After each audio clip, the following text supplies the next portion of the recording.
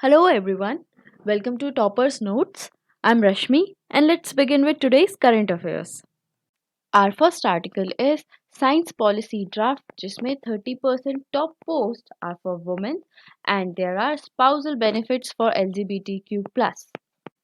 सो ये जो पॉलिसीज़ हैं ये इक्विटी एंड इंक्लूसिवनेस चार्टर को अप्लाई करेंगी। यहाँ पर इक्विटी मतलब एवरीवन शुड बी इक्वल, सबको इक्वल अपॉर्चुनिटी मिले एंड फेयर ट्रीटमेंट हो। इंक्लूसिव मतलब everyone should feel valued, accepted and respected.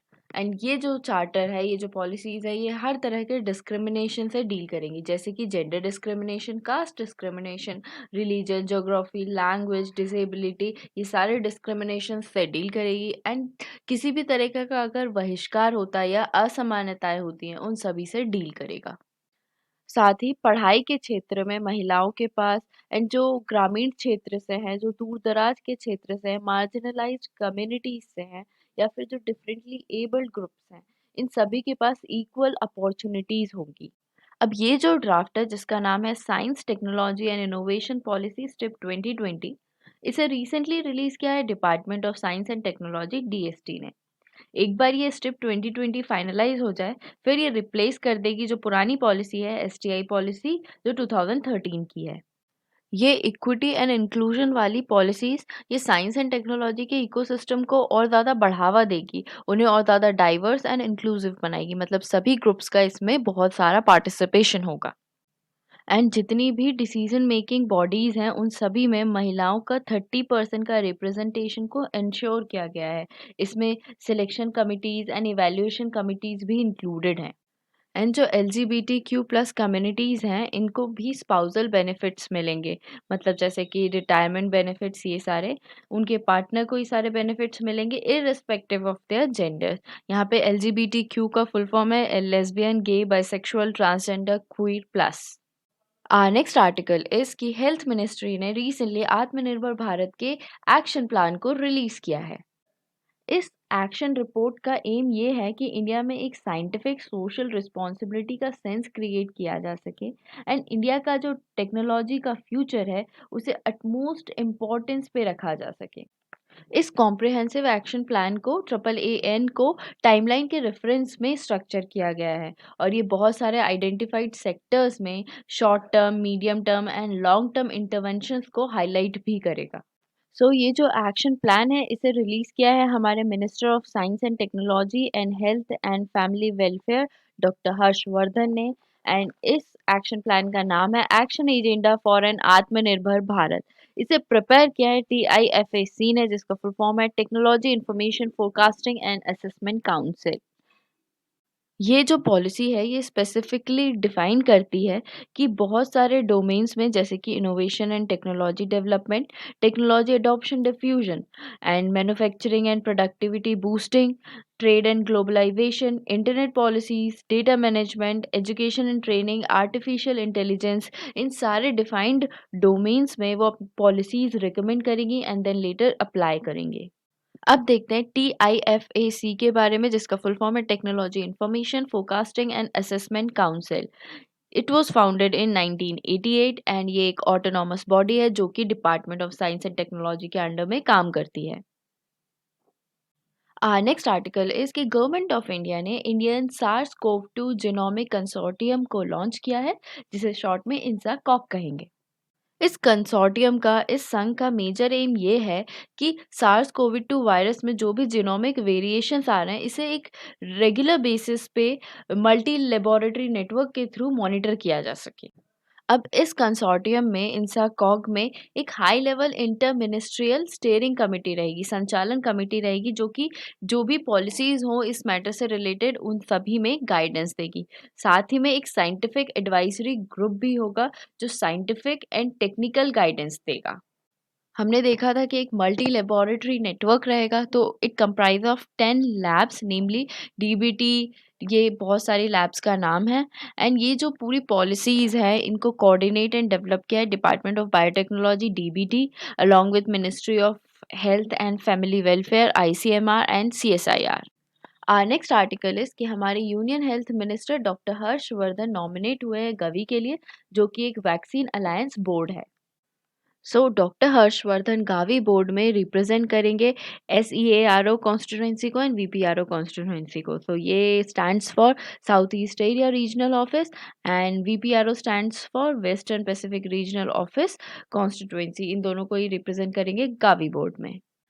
ये रिप्रेजेंट करेंगे इंडिया को 1 जनवरी 2021 से 31 दिसंबर 2023 तक। गावी जो कि एक वैक्सीन अलायंस बोर्ड है, ये एक public private global health partnership है जिसका एम है to increase access to immunization in poor countries. GAVI एक एक्रोनिम है जिसका फुल फॉर्म है global alliance for vaccine and immunization. इसकी मीटिंग साल भर में नॉर्मली 2 बार होती है, एक बार जून में एंड दूसरी बार नवंबर या फिर दिसंबर में। एंड इसका एक एनुअल रिट्रीट होता है जो कि नॉर्मली मार्च या फिर अप्रैल में होता है। एंड ये जो गावी बोर्ड है ये रिस्पॉन्सिबल है स्ट्रैटेजिक डायरेक्शंस के लिए, पॉलिसी मेकिंग के लिए एंड वैक्सीन अलायंस के जो भी ओवरसीज ऑपरेशंस चल रहे हैं उनकी पॉलिसी को मॉनिटर करने के लिए एंड उनके प्रोग्राम को इम्प्लीमेंट करने के लिए ये रिस्पॉन्सिबल है। Next article is related to a survey जिसमें ये कहा गया है कि इंडिया में आधे से ज़्यादा बच्चे और महिलाएं एनीमिक है। Recently national family health survey 2019-20 release हुआ जिसमें ये कहा कि वुमेन और बच्चे बहुत ज़्यादा एनेमिक हैं इंडिया में। एंड ये जो कंडीशन है, ये जो हिमालयन कोल्ड डेजर्ट वाला रीजन है वहाँ पे बहुत ज़्यादा प्रेवेलेंट है। एंड ये एनीमिया का मतलब होता है शरीर में खून की कमी, मतलब जो रेड ब्लड सेल्स होते हैं वो नॉर्मल से बहुत कम हो जाते हैं, शरीर में हीमोग्लोबिन की बहुत कमी हो जाती है। कुछ एक्स्ट्रा इन्फॉर्मेशन देखते हैं एनीमिया के सिम्टम्स क्या है। इसके सिम्टम्स है कि you will feel tired, cold, dizzy, irritable and short of breath. ये सारे इसके सिम्टम्स हैं। एंड अब इसके कॉजेज क्या है? इसके कॉजेज है कि आपकी डाइट में इनफ आयरन नहीं होना, फॉलिक एसिड नहीं होना, विटामिन B12 नहीं होना। एंड कुछ और कंडीशंस हैं जिसके कारण एनीमिया हो जाता है, जैसे कि प्रेगनेंसी, हेवी पीरियड्स, किसी तरह का ब्लड डिसऑर्डर, कैंसर या फिर कोई इनहेरिटेड डिसऑर्डर या फिर कोई इन्फेक्शियस डिसीज। अब देखते हैं इंडिया में इतने ज़्यादा एनीमिया के केसेस क्यों हैं। कॉजेस तो आप देख ही चुके हो कि आयरन डिफिशियंसी और विटामिन B12 की डिफिशियंसी एनीमिया के 2 मेजर कॉजेस रहते हैं। अब महिलाओं में ये इतना ज़्यादा प्रेवलेंट इसलिए है because her month menstrual cycle के दौरान बहुत सारे आयरन लॉसेस होते हैं एंड आयरन की डिमांड बॉडी में बहुत ज़्यादा रहती है। एंड प्रेगनेंसी के दौरान जब फीटस ग्रो कर रहा होता है तब भी आयरन की डिमांड्स बहुत ज़्यादा होती है। साथ ही में कुछ कारण और, जैसे कि हम बहुत ज़्यादा ओवरली डिपेंडेंट हैं राइस एंड व्हीट पर एंड बहुत ही कम ग्रीन एंड लीफी वेजिटेबल्स को खाते हैं and packaged and processed food खाते हैं जो कि न्यूट्रिशनल वैल्यू में बहुत ज़्यादा लो रहता है एंड हमारी कोई ऐसी खास आयरन की या फिर विटामिन्स की नीड को पूरी नहीं करता है। ये भी एक बहुत बड़ा कॉज है इंडिया में एनीमिया के बहुत ज़्यादा केसेस के लिए।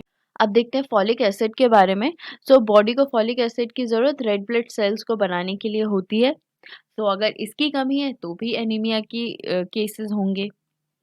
अब सोर्सेज ऑफ फॉलिक एसिड्स देखते हैं, जैसे कि dark green leafy vegetables, peanuts, eggs, mushroom, peas and legumes, bran flours, potato, pulses, dry fruits, fish, meat, millet, jaggery, cauliflower, turnip, pineapple etcetera. ये सारे हैं फॉलिक एसिड के सोर्सेज। अब vitamin A के बारे में देखते हैं। ये हमें प्रोटेक्ट करता है बहुत सारे बॉडी के इन्फेक्शन से।